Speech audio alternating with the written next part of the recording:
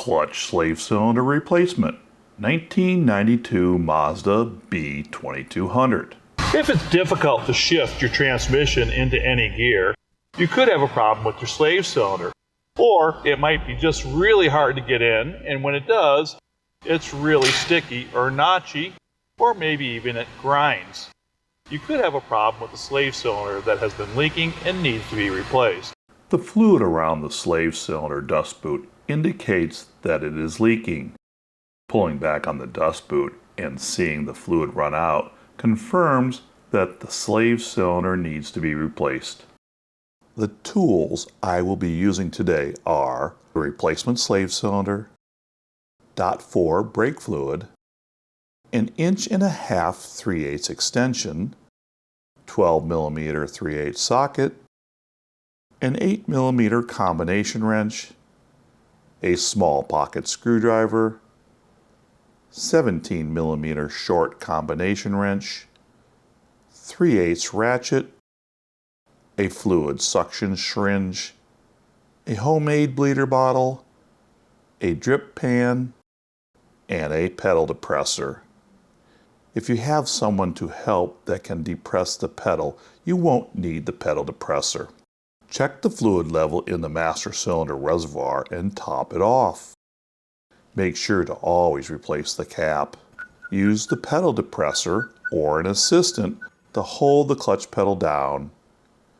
Use the bleeder bottle and the 8mm wrench to relieve the pressure by opening the bleeder screw.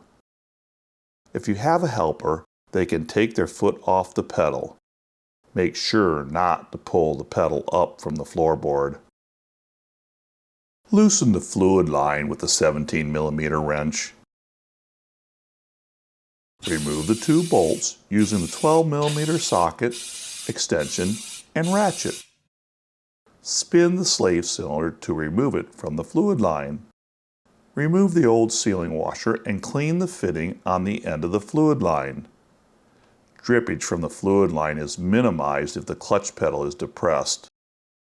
Install the new sealing washer and thread the new slave cylinder onto the fluid line. Install the new slave cylinder into position and start the bolts by hand.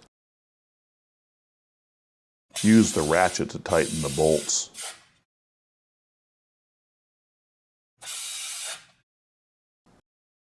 Tighten the fluid line with the 17mm wrench.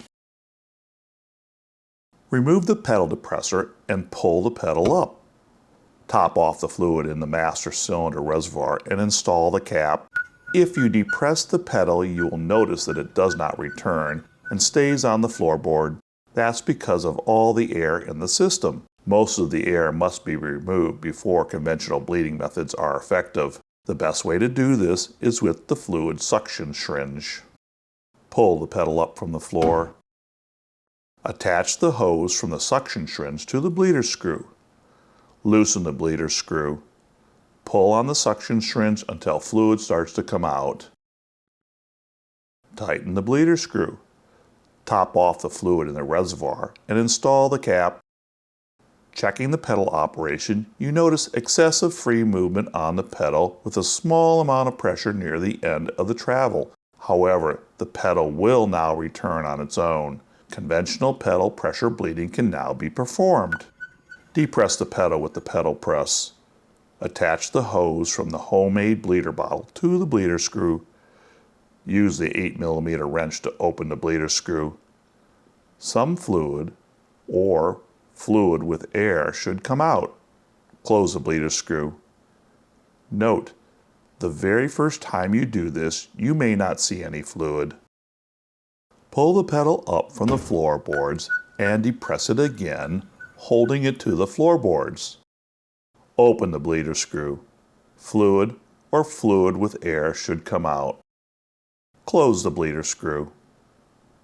Pull the pedal up from the floorboards, top off the fluid reservoir and install the cap. Check the operation of the clutch pedal. You should have about a 1/2 inch free play and the clutch should depress and return normally. If not, repeat the pedal pressure bleeding procedures a few more times.